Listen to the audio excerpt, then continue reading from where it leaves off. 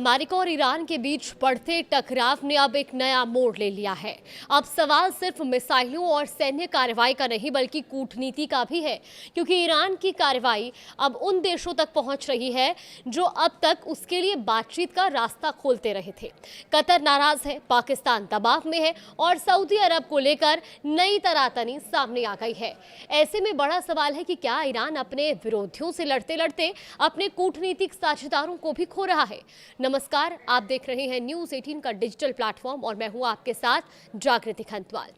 देखिए, किसी भी युद्ध में दो तरह के देश होते हैं। एक वो जो सीधे लड़ाई का हिस्सा बनते हैं और दूसरे वो जो बातचीत के जरिए तनाव कम कराने की कोशिश करते हैं।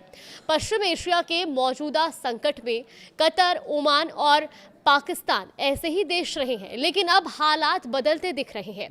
कतर पर मिसाइल हमले हुए हैं। पाकिस्तान सऊदी अरब को लेकर खुलकर अपनी चिंता जता रहा है और ओमान की मध्यस्थता की भूमिका भी कमजोर पड़ती दिखाई दे रही है।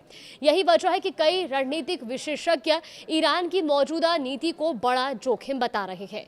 सबसे पहले बात कतर की। देखिए, खाड़ी क्षेत्र में कतर की भूमिका हमेशा अलग रही है। एक तरफ उसके यहाँ अमेरिका का सबसे बड़ा सैन्य अड्डा अल उदीद मौजूद है, तो दूसरी तरफ उसने वर्षों तक ईरान के साथ संवाद बनाए रखा।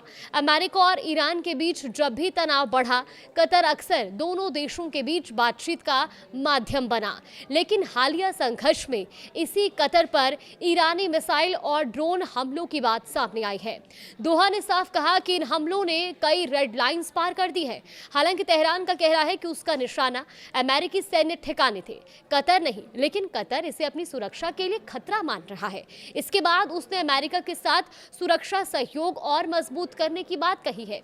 यानी जो देश दोनों पक्षों के बीच पुल बना हुआ था, वही अब खुद इस संघर्ष से प्रभावित दिख रहा है। अब बात पाकिस्तान की।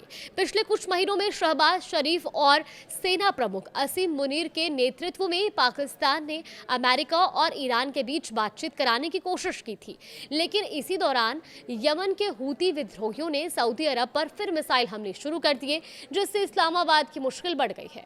पाकिस्तान के सऊदी अरब के साथ लंबे समय से रक्षा संबंध है और दोनों देशों के बीच सुरक्षा सहयोग भी ऐसा है। ऐसे में अगर सऊदी अरब सीधे इस संघर्ष में घिरता है तो पाकिस्तान के लिए तटस्थ रहना आसान नहीं होगा। पाकिस्तान और सऊदी के रक्षा समझौते के तहत अगर सऊदी पर ईरान हमला करता है तो पाकिस्तान को उसके बचाव में उतरना पड़ सकता है और ऐसी स्थिति में पाकिस्तान भी संघर्ष का हिस्सा माना जाएगा। इसी वजह से पाकिस्तानी नेतृत्व ने साफ कहा है कि सऊदी की सुरक्षा उसके लिए भी अहम है। साथ ही सभी पक्षों से संयम बरतने की अपील भी कर रहा है। अब इससे पाकिस्तान मध्यस्थ और रणनीतिक साझेदार दोनों भूमिकाओं के बीच फंसा दिखाई देता है। इससे पहले विदेश मंत्री इशाक डार संसद में कह चुके हैं कि ईरान को पाकिस्तान और सऊदी अरब के रक्षा समझौते को याद रखना चाहिए। अब सवाल है कि ईरान आखिर चाहता क्या है। देखिए, रणनीतिक मामलों के जानकारों के मुताबिक ईरान पूरे खाड़ी क्षेत्र को यह संदेश देना चाहता है कि अगर उसके खिलाफ सैन्य कार्रवाई होती है तो उसका असर सिर्फ अमेरिका या इजराइल तक सीमित नहीं रहेगा। स्ट्रेट ऑफ होर्मुज पर नियंत्रण की उसकी कोशिश भी इसी रणनीति का हिस्सा मानी जाती है। ईरान चाहता है कि इस समुद्री रास्ते से गुजरने वाले जहाज उसकी शर्तों के मुताबिक चले। लेकिन इस रणनीति का दूसरा पहलू भी है। अगर कतर, ओमान और दूसरे खाड़ी देश खुद को असुरक्षित महसूस करने लगे तो वो पहले से ज्यादा मजबूती के साथ अमेरिका का साथ दे सकते हैं। यानी विरोधियों पर दबाव बनाने की रणनीति ईरान के खिलाफ नया क्षेत्रीय गठबंधन भी तैयार कर सकती है। ओमान का रुख भी अहम माना जा रहा है। होर्मुज स्ट्रेट में संयुक्त राष्ट्र के साथ मिलकर शिपिंग कॉरिडोर तैयार करने में ओमान की अहम भूमिका रही है।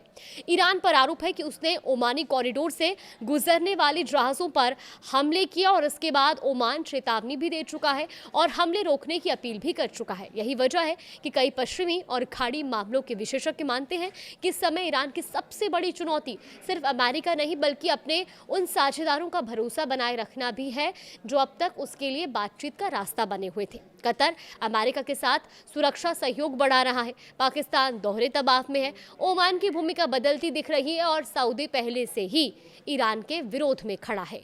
यानी तेहरान के सामने बातचीत के विकल्प पहले की तुलना में सीमित होते दिखाई दे रहे हैं। कुछ विशेषज्ञ इसे सैन्य सफलता भी ज्यादा कूटनीतिक नुकसान मान रहे हैं। वहीं कुछ विश्लेषकों का कहना है कि ईरान अभी भी अपनी डिटरेंस यानी कि विरोधियों पर दबाव बनाने की रणनीति पर काम कर रहा है।